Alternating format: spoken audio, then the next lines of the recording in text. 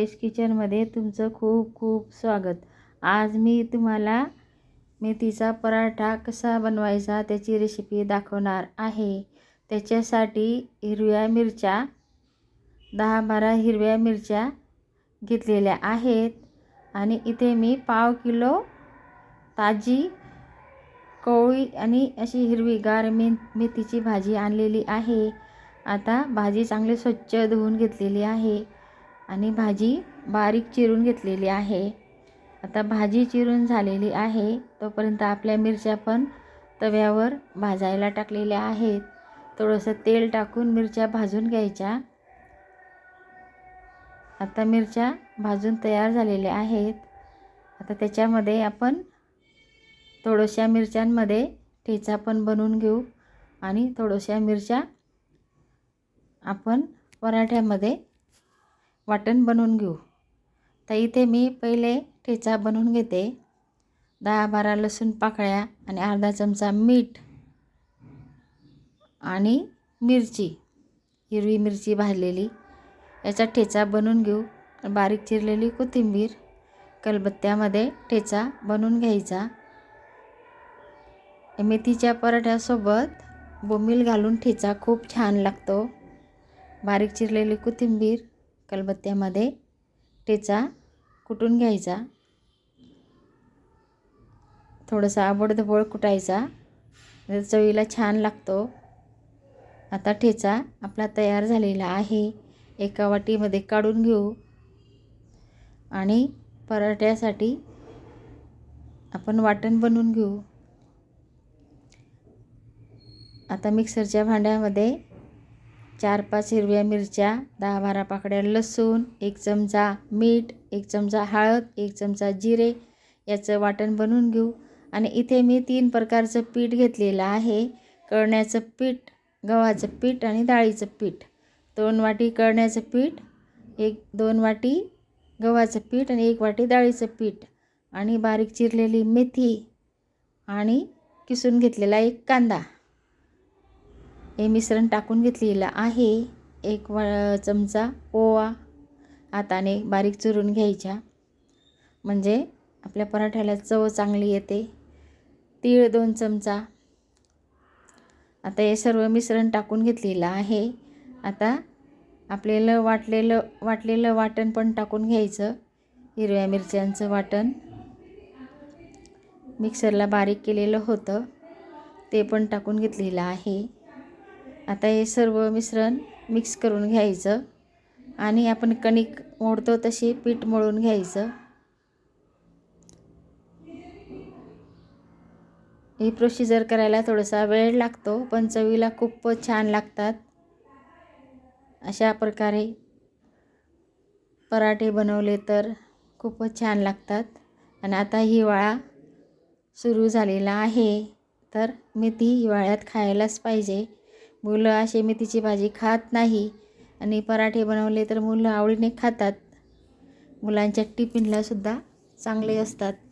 आता पीठ लावण्यासाठी मी इथे ज्वारीचं पीठ वापरलेलं आहे. तुम्ही कसलंही पीठ वापरू शकाल.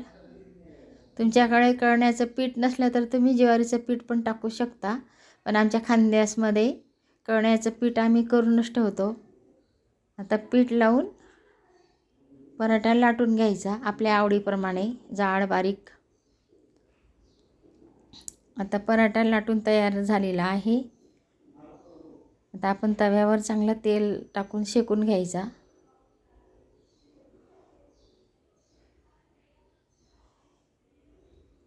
हे बघा, अशा पद्धतीने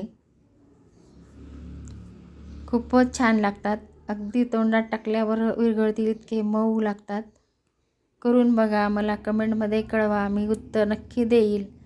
हे बघा, आता दोघं साईडने चांगलं खरपूस तेल टाकून भाजून घ्यायचा. ही प्रोसिजर करायला थोडासा वेळ लागतो, पण चवीला खूपच छान. तुम्ही परत परत बनवून खाल, इतक्या छान लागतात. ते कळण्याच्या पिठामुळे चव खूप छान येते. आता तेल टाकून दोघं बाजूने चांगलं खरपूस शेकून घ्यायच्या. आणि एका डिशमध्ये काढून घेऊ. बघा किती मऊ आलेले आहेत, अगदी मऊ. लहान्यांपासून तर मोठ्यांपर्यंत सगळेच आवडीने खातील इतके छान. आणि याच्यासोबत बोंबीलचा ठेचा बनवते मी. हे बघा, मी अजून एक करून दाखवते.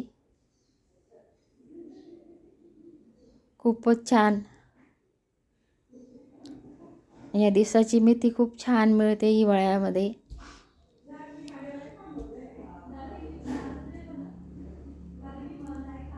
आता मी बोंबील पण चिरून तयार करून ठेवलेले होते. आता तव्यावर थोडंसं तेल टाकायचं आणि त्याच्यामध्ये बोंबील चांगले खरपूस तळून घ्यायचे. हाताने चांगले चुरून घेतलेले होते बोंबील, स्वच्छ करून घेतलेले आहेत. आता बोंबील चांगले खरपूस कडक तळून घ्यायचे, म्हणजे खाताना कुडूम लागायला पाहिजे. आता बोंबील पण आपले छान तळून झालेले आहेत. आता त्याच्यामध्ये ठेचा टाकून द्यायचा, परत परतून घ्यायचा. खूपच छान लागतो हा ठेचा. तुम्ही असं चपातीसोबत सुद्धा खाऊ शकाल. आता एका डिशमध्ये काढून घेऊ.